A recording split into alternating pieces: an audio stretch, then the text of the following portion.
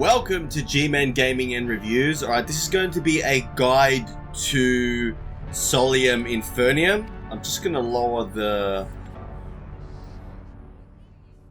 volume a bit. Alright.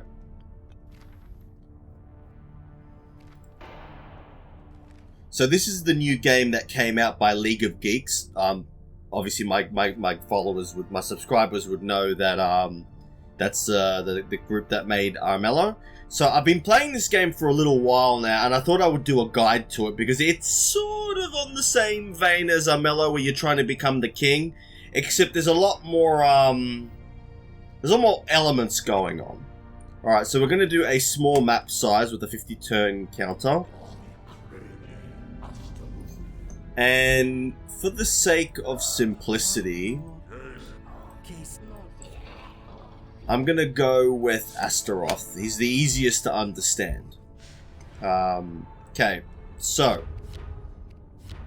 he's also got the easiest legion to use. Cool. So we'll use him. Now, you'll notice here that it says different playstyle focused. It's like, this is somewhat true. But there are certain factors in this game that make it so that you sort of have to like play a lot of styles in order to make it work. But we're going to pick Astaroth because he's one of the simplest. And we'll just have a random AI.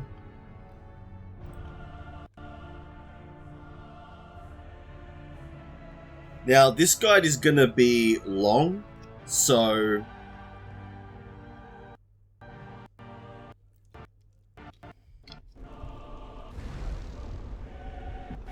and I'm not going to play this game all the way through. This is more just to give you a guide of how to play the game and all the elements to it.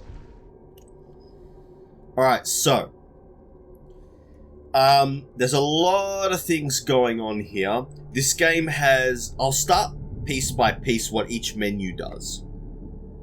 So down here we have orders, right? Now, the thing that's a big part of this game is opportunity cost, in the sense that there's so many things you can do in a turn, but you only have so many orders. Now, you start with 2 orders, and pretty much doing anything requires an order, right? So even though that you're spoiled for choice in terms of things that you can do, you don't really have a lot of choices that you can make. In the sense that there's only a few choices that there's only a few orders you're allowed to give. Now, you start with 2, you get more as you increase your powers. So what we're going to do is, the first thing that we're going to do is we're going to talk about these up here. These are what's called tribute, right? And there's 4 of them: Souls, Ichor, Hellfire, and Darkness, and they are basically the game's currency, right? You use them to upgrade your powers and to purchase things from the bazaar and to cast rituals, right? They're the game's economy, right? But like I said, they're used in various different ways, from casting rituals to buying things at the bazaar to playing event cards in some cases. So they do a lot of things. But the way that I'm going to start is I'm going to go through all the options that you have. So you've got this menu up here, which is pretty much almost all the things that you can do. So if we go to the Sanctum, we can see here that we have an event card that we start off with. Now, we can play this event card, right? So this is where you'll find your event section. Here in the schemes area, we have plots. Now, what you can do with plots is that when you play a plot order, and you'll see the order will go here, what will happen is you'll actually be presented with 3 plots that you can take, right? And those 3 plots, you can only pick one of them. And if you complete that plot, you get prestige, right? So prestige is one of the methods of winning the game. It's used for 2 main things. It's used to win the game with a prestige victory, but it's also used to power up your rank. So plots get you prestige, and they require you to do things like win a battle without taking any damage, or cast 5 prophecy rituals, right? You don't really get to pick which, you get to pick one of the 3 plots. So you can discard a plot, but I haven't done that, but I think what happens is you basically just waste that turn. So generally you want to keep the plots, but you want to pick plots that you can actually use, right? That you can actually do. Because if you can't do the plot, it just takes up one of your slots and doesn't do anything, right? So then we go to powers. Now, there are 5 powers in the game, and the game tells you what each one does, right? So, Wrath is related to combat. Deceit is related to stealing and doing deceitful things. So, we'll go through them individually. So, Wrath at level 1 unlocks stratagems. Now, stratagems, like it says, are single-use combat bonuses that you can use to give your legions, which are your armies, a benefit. Now, as you level up the Wrath tree, you'll get access to more powerful stratagems, right? But one of the advantages of getting one of these powers up to 4 is it unlocks another additional slot here. So if you get this Wrath up to 4, you're going to get another order slot, which gives you another thing to do in a turn, right? But you'll see here that you also get access to rituals, like this one here, Witness the Martyr, that sacrifices a legion, but target ally can receive 50%. This one allows you to heal and add additional stratagem slots. This one gives you access to another ritual, and unlocks Grand Wrath streams. So basically, the common thing about these power trees is that every time you get a power up to 4, it unlocks a order slot. So, like I said, the Wrath tree is all about combat, right? It's all about healing your troops. It's all about using legions in combat. The Deceit tree is about stealing loot from it's all about deceitful things. So it involves things like stopping a legion from being able to move, which is very powerful. Stealing tribute from a vault, which is where you keep your loot.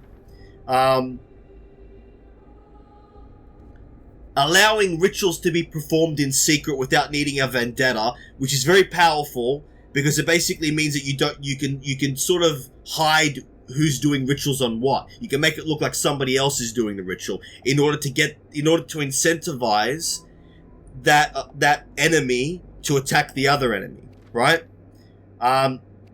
So that's at its highest level, it allows you to convert a legion to you, and to bribe a praetor to move to you, right? Now the prophecy tree it does a couple of things. It unlocks ritual slots, and it's also very defensive. So it can be used to stop deceit rituals and destruction rituals, right? So if you're focusing on using legions, you probably want to go down the prophecy tree so that you can prevent your opponent from using destruction abilities to destroy your legions. Next we come to the destruction tree, and that mainly Infernal Infliction deals damage. Now 3 to 5 damage is a lot, right? Because most of the legions that you start off with only have about 7 health. So that can kill them in 2 turns or significantly weaken them so that they decide not to attack you again, right? So I don't really use this a lot, but it's all about destroying the enemy, essentially. Like banishing a praetor, like this one here, Dire Dissipation, does big damage. So it's all about, at its highest level, it can an archfiend from issuing fewer orders. 3 fewer orders, which is really dangerous. But the point is, it's all about it's offensive magic, essentially, right? And then we come to the charisma tree. Now, the charisma tree allows you to get more prestige. It allows you to use the Seek Manuscripts ability that allows you to use the Seek Manuscripts action, which allows you to get manuscripts, which is very, very powerful. But it also is very helpful with getting more prestige. And at level 5, it basically increases your tribute quality, which allows you to get more tribute. Right? So that's the power trees in a nutshell. There's only 5. Now, in a game, you're probably only going to be able to focus on 2. And when I first start a game, I always try to get 1 tree, preferably the one that's starting at the highest level up to 4, so I can get that additional order slot. Right? And next we come to rank. Now, in the rank, you can spend prestige to increase your rank. Now, increasing your rank is really powerful. When you're playing the game, you should always try to get to the Marquis rank. So as you increase your rank, you get more powerful diplomatic actions, and you actually get more tribute, which is very powerful because tribute is the economic factor of the game. So getting more tribute means you'll have more resources to spend on things, right? Now, very important to get up to Marquis. Getting up to Duke is sort of optional. Getting up to Prince is optional. But as you increase your ranks, you generally get access to, like when you get to Duke, I think you get additional diplomatic actions, but you always want to get up to Marquis as early as possible. My strategy normally is to get 1 power up to 4, and then get up to Marquis as early as possible to start getting as much tribute as you can to start buying things. Okay? So that's the Sanctum covered, right? Then we come to diplomacy.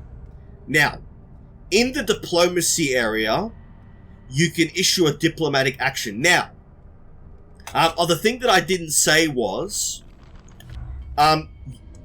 using a plot or increasing a power or upping your rank actually counts as an order, right? So be aware that it does count as one of your orders. So if you've got all your order slots filled in with upgrading, you're not going to be able to move a legion, right? Now we come to diplomacy. Now, in diplomacy, initially you can do a few things. So you've got the demand action, which you can use to demand a tribute. So this tribute is the economic things here. And the way that it works is if I have a look at my vault, you'll see here that I've got, well, you can see it up here. I've got 5 darkness, 3 hellfire, 3 ichor, and 5 souls, right? So if you actually get to see them when you're bidding on things. So for instance, if I go into here and I click on this, or I click on this, sorry, I can't click on it. Let me click on manuscript. You'll see here that this is where the tribute is, right? So you can use it to pay for things, like so, right? So we'll go back to diplomacy for a second. So in diplomacy, you can demand in order to get tribute. Now, the reason that you demand, right, is in this game, you cannot just attack your enemy, right? You're actually not allowed to. In Hell, there are laws and there are rules and regulations about how you can attack, right?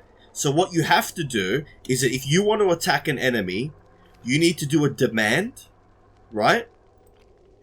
And then you need to click confirm, and that will use up one of your actions like so.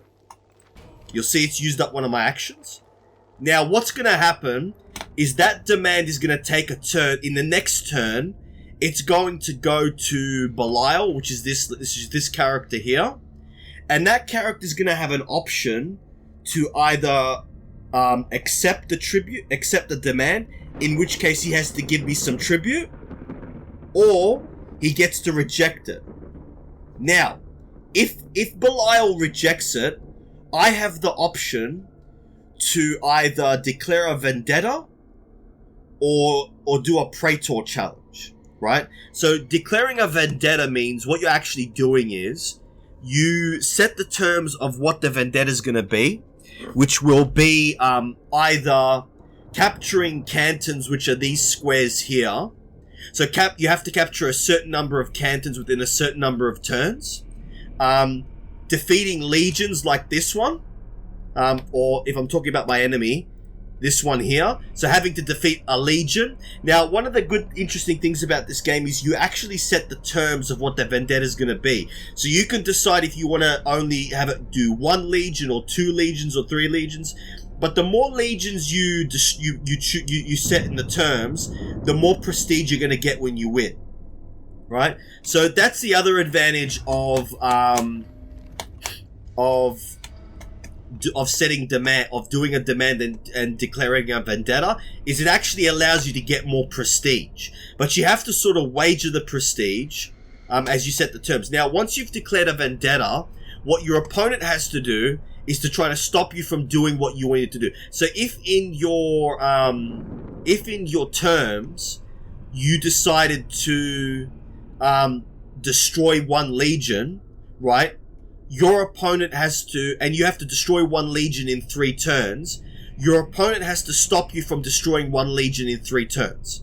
If your opponent can stop you from destroying the 1 legion in 3 turns, you fail the vendetta. Whereas if you complete the terms of the vendetta, you actually you win the vendetta and you win the prestige, right?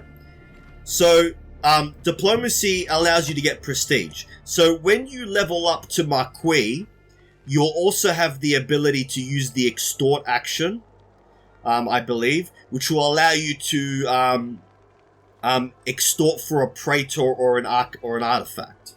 But it's the same principle. You're basically sending an extort, and the AI, the character, has the option to reject it or accept it. If he accepts it, then he gives into the demand. If he rejects it, then you can declare a vendetta. Then we come to insult, which I think you can't do it because it's because it's got the demand pending. So if I go here and I go to insult, I can declare an insult. Now, what insult does is instead of winning like tribute, like with a demand or a praetor or an architect, you can actually win prestige, right? Now, the disadvantage of using a insult is that the opponent gets the choice of whether or not to use it to accept whether or not to declare the vendetta. So the opponent gets the choice about whether to do a praetor duel or a vendetta. So basically, vendetta, like I said, it involves on the map, doing things on the map like destroying legions like this one, taking cantons, which are these squares here, or taking a place of power from an enemy, which is like this thing here, right? So you're going to be doing all of that in a diplomacy area. Now later on, you can do things like assert weakness and declare a blood feud, right? So what this does is, for instance, to declare a blood feud, you have to successfully prosecute 3 vendettas against an enemy, right? Or you have to take their domain down to a single stronghold canton. So in other words, you would need to take all these blue squares, right? And so the Belial's just got the stronghold. You're very unlikely to do that in a game, unless you've got a lot of orders and you're focusing on it. But it's possible, right? Now the other option is to assert weakness, which is if Belial has accepted 3 demands in a row. So in other words, they didn't reject them; they accept them. You can now actually declare. Belial is too weak to rule, and declare a vendetta as a result of the action. right? I haven't really used this because I'm normally using demands to declare vendettas, and then declaring a blood feud to take the person out of the game. But just be aware, because you have to declare you have to win 3 vendettas, in order to declare a blood feud, and declaring a blood feud is the only way that you can actually permanently eliminate another character, right? You can't actually attack the stronghold until a blood feud has been declared, right? You can do things like take legions and take cantons and take places of power, but you are not allowed to attack a stronghold. The game will not let you, right? Now, as a result of that, because you have to declare 3 vendettas and you have to win them, it's going to take a fair while to actually do that. So if you are going to do that and you are planning to declare vendettas, to declare a blood feud, you might want to focus on a single enemy. The problem is the game doesn't generally allow you to do that because everybody's declaring this on that. Like, it's almost chaos, right? So I haven't been able to declare a blood feud on more than one character in an entire game, but it does happen. Okay. And then you've got the propose options. There's 3 here. There's the request to be vassalized, which I don't know why you would do that. Because you can't win the game. You could, if you offer to be a bloodlord, basically it's like you turn another, what are they called? I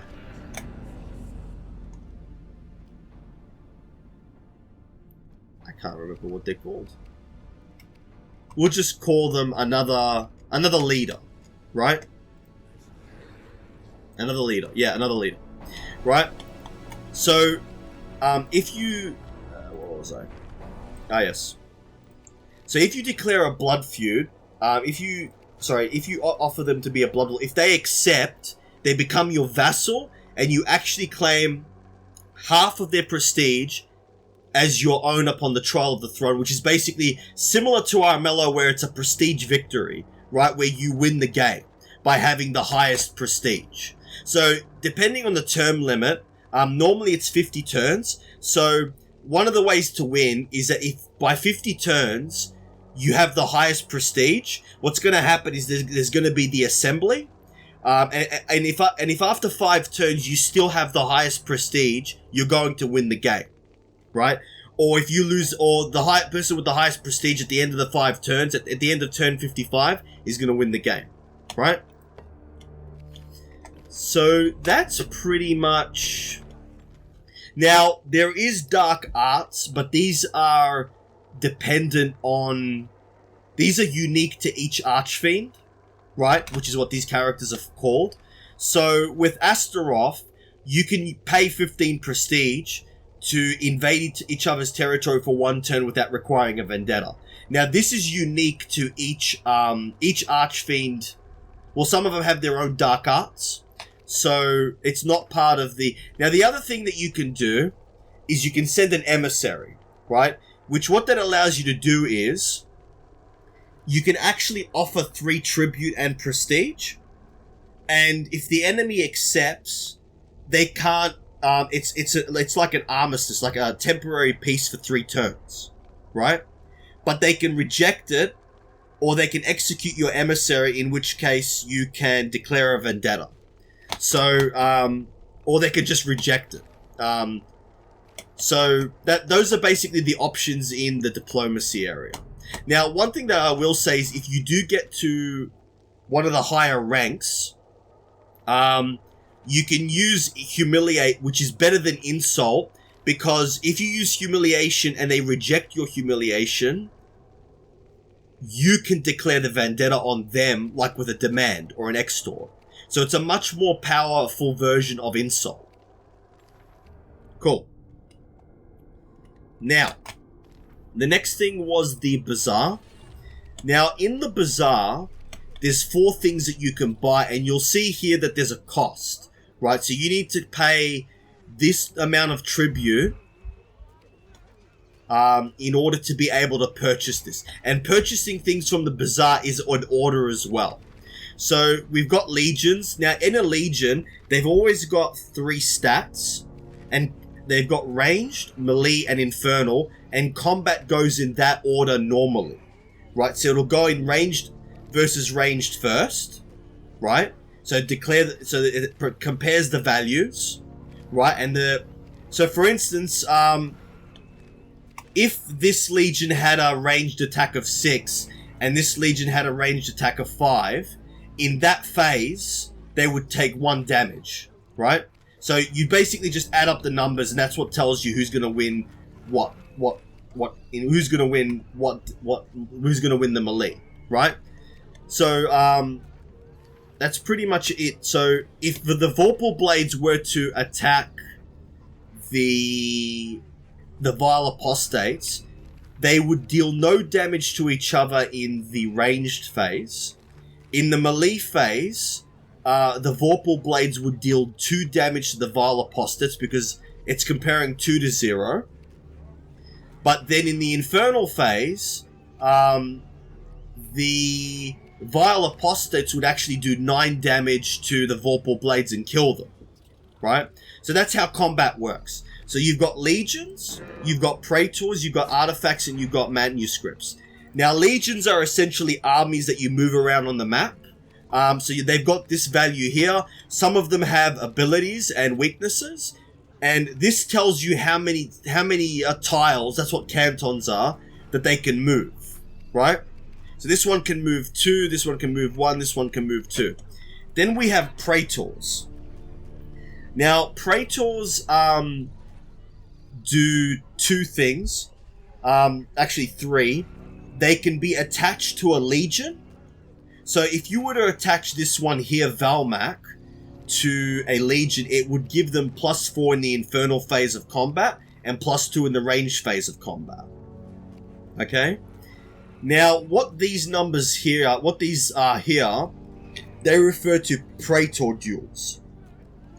So I will get into praetor duels in a second. I'll get to them later because they're a little bit more complicated. But basically what you do is they're like heroes, essentially, right? Some of them don't give you values. Some of them have benefits outside of combat. And some of them have benefits in combat when being attached to... you can attach these to a legion or a stronghold or a place of power, right? Now, some of the praetors are extremely powerful. Some of the praetors can actually be very game-changing for a legion, actually. So you really want to be checking very often what praetors are available, because there are certain praetors that can literally make your legions unkillable, right? Because they change the rules of combat. So then we have artifacts. Now, what artifacts do is there's different types of artifacts. So this artifact of sorcery will summon the Devourer, right? This one you attach to a legion, and it negates the opposing legion's named abilities. So artifacts are similar to praetors in that you attach them to things, right? It is with the artifacts of war. With the artifacts of sorcery, they're actually used as rituals, right? Then we come to manuscripts. Now, so you'll see here that each manuscript has an ability. So this one raises the infernal stat of a legion. This one raises the melee stat. Now you'll notice that these are very cheap, but in order to use them, you actually need to get 2 of them, right? So if you see that your opponent is placing a bid for these, you might want to try to get the other one to stop them, right? So manuscripts are very cheap, and once you've got them, you can use their abilities. So this one gives a special move to a praetor, and this one increases the legion's melee attribute, and this one increases the legion's infernal attribute. Now, there's lots of different legions, praetors, artifacts, manuscripts, and some of them are absolutely game-changing. And so, a big part of this game is understanding that sometimes you may need to get something from the bazaar just to stop your enemy from getting it, So just be aware of that. There are very powerful things available here. Last we come to the rituals area. Now, rituals, what they do is they're basically spells, right? Now, in order to use a ritual, it has a cost. So what you do is you place the ritual here. Now, I only have one ritual slot. As you unlock prophecy, power tree, you unlock more ritual slots. Now, it costs an order to use a ritual.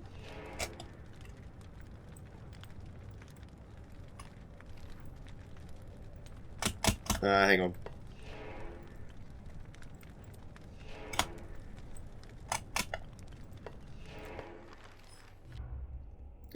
What's going on? Why isn't it letting me... Oh, okay, so that's not going to work. We'll use elocution. Cool. So a ritual costs has a cost. Now, one of the big advantages of rituals is that you'll see here that there's a little icon down here. And what that means is this ritual can be maintained. So to cast the ritual, it costs an order, but to maintain it, it doesn't, right? So one of the big things about this game is understanding that, is knowing which rituals to use at which time, right? So elocution is a good ritual to start off with, because anytime that your opponent, anytime that an archfiend declares a demand, insult, or declaration to another archfiend, you get prestige from it. So one of the big things is to understand about this game is rituals are very powerful. Not all rituals are maintainable, right? But, and this is the but though, it doesn't cost an order to maintain a ritual. You just have to pay the tribute. So be aware of that. There's all, like, as long as you have enough tribute coming in, there's no disadvantage to having a ritual in play, right? It's just just be aware that you can only have so many rituals in play. So just be aware of that. But it doesn't cost an order to maintain a ritual. So be aware of that. So we're going to get rid of this. And okay, so what didn't we cover? Okay, so on the map, we've got, you can pick a legion, and a legion has got its movement here, which is 2, and a legion can move. Now, when you use a move order, you have to move the legion's full movement of cantons. You can't move at 1, right? Now, if you move onto an enemy legion when there's a vendetta declared, or you move onto a place of power like this one, you're going to initiate a battle, right?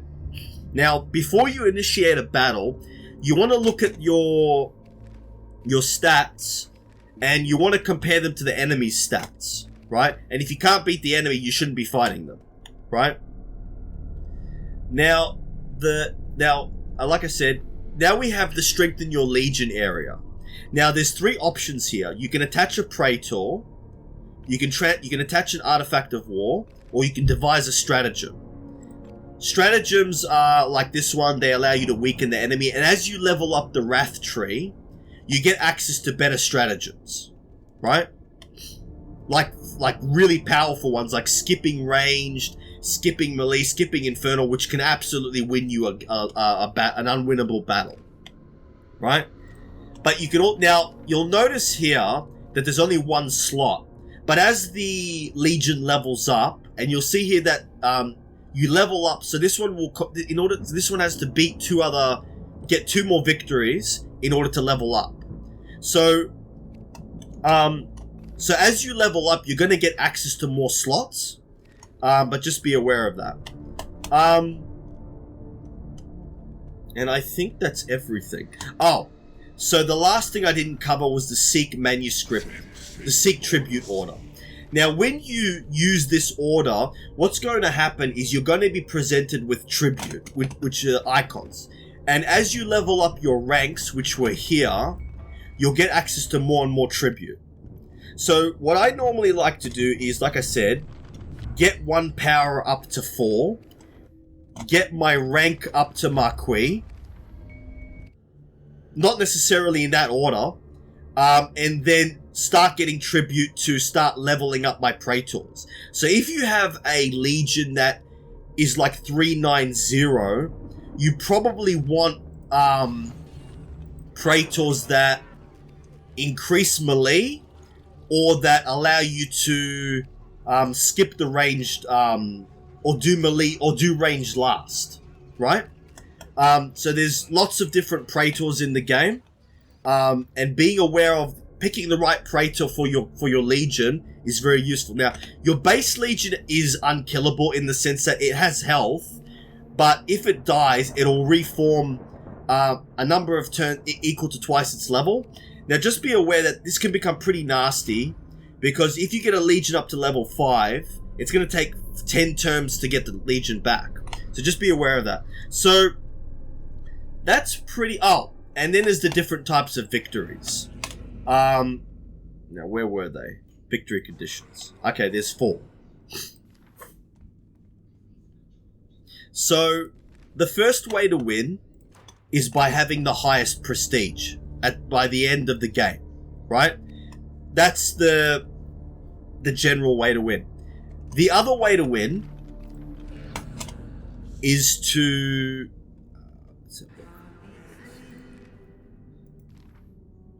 Excommunicated. Okay, so one of the other main ways to win is by player elimination. In other words, to get rid of all the other players.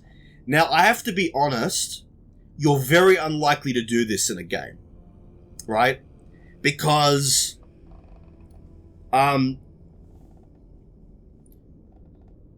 if every time that you declare a vendetta, you have to spend turns completing that vendetta, right? So as a result of that, you're probably very unlikely to get to eliminate all the players. But if you focus on, if a particular player is becoming a threat, then, and it's early on in the game, like turn 20, it may be a good idea to focus on trying to eliminate them via blood feud and still go. But that's one of the ways to win, is by eliminating all your enemies, right? Now, the manipulation victory is, I haven't done this, so I'm not going to comment on it. I don't really know much about this, so I haven't played this, so we're not going to bother with it. Now, Triumph of the Abyss is where all surviving fiends are excommunicated. I won't worry about that. So, the other main way to win is by taking Pandemonium, right? Now, if you take Pandemonium, right, which is this main city here, and you hold it for, I think it's 5 turns. Is it 5 turns? Here we go.